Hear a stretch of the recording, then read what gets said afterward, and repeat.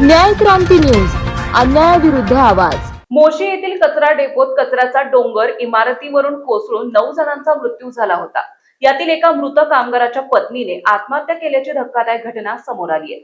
सोनाली नागेश गायकवाड, वय वर्ष 23, राहणार संजय गांधीनगर, मोशी यांनी बुधवारी 12 ऑगस्ट रोजी रात्री 8च्या सुमारास राहत्या घरी गळफास घेऊन आत्महत्या केली आहे। मोशी येथील दुर्घटनेत सोनाली यांचे पती नागेश गायकवाड यांचा 8 जुलै रोजी मृत्यू झाला होता।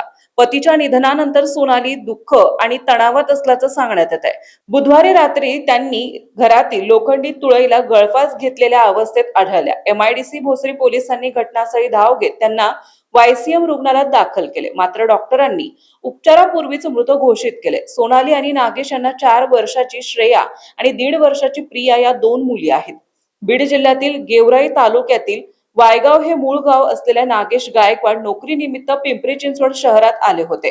पत्नी सोनाली आणि 2 मुलींसोबत ते मोशीतील संजय गांधीनगर वास्तव्यास होते। सोनाली यांचे माहेरही बीड जिल्ह्यातील गेवराई तालुक्यातील शिरसदेवी येथील असून त्यांचा विवाह 2020 मध्ये कोरोना काळात झाला होता। दरम्यान सोनाली यांच्या आत्महत्येचे नेमके कारण अद्याप स्पष्ट झालेले नसून पोलिसांकडून तपास सुरू आहे। आपल्या परिसरातील बातम्या पाहण्यासाठी चॅनलला सबस्क्राईब करा, व्हिडिओला लाईक करा आणि बेल आयकॉन दाबायला विसरू नका।